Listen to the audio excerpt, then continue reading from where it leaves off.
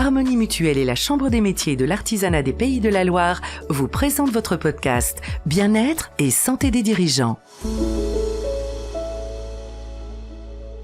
Bienvenue dans ce podcast dédié à la transformation digitale et à ses impacts sur votre travail, la santé de votre entreprise et votre bien-être en tant qu'entrepreneur.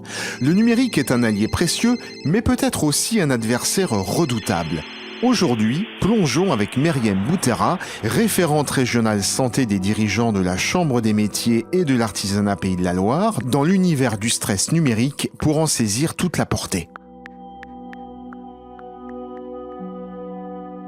Le stress numérique, qu'est-ce réellement ? C'est la charge résultant de la surabondance d'informations, de la pression constante pour rester connecté et de l'adaptation permanente à un monde numérique en évolution continue. Saviez-vous qu'un dirigeant reçoit en moyenne 331 emails par semaine, soit plus du double qu'un collaborateur ?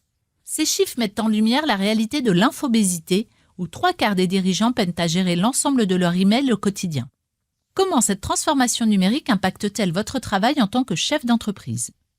En 15 ans, le digital a redéfini vos échanges avec les clients, fournisseurs et collaborateurs, créant un défi complexe pour les artisans, jonglant entre divers outils et exigences. Par exemple, un fleuriste doit s'adapter à la vente en ligne tout en préservant la fraîcheur de ses produits, tandis qu'un artisan du bâtiment jongle entre logiciels de modélisation et la coordination des équipes sur le terrain.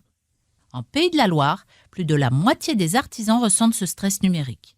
Cela impacte la qualité du travail et la vie professionnelle, générant difficultés de concentration, fatigue physique et perte de qualité dans les tâches. Les travailleurs indépendants font face à 5 défis majeurs.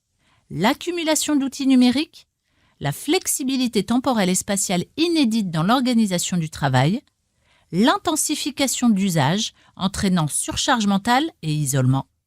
En 4e défi, la complexité technologique exigeante nécessitant des compétences spécifiques. Et enfin, la peur de manquer une information importante.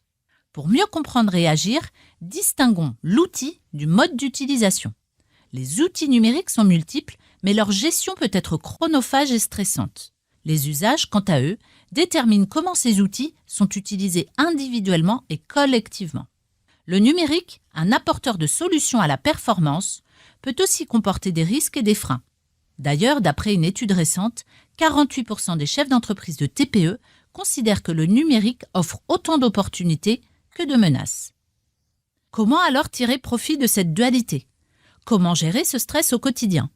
Nos 4 recommandations pratiques pour mieux vivre votre quotidien professionnel avec la technologie numérique incluent une stratégie de gestion de l'information en évaluant votre bibliothèque d'outils, vos usages et habitudes.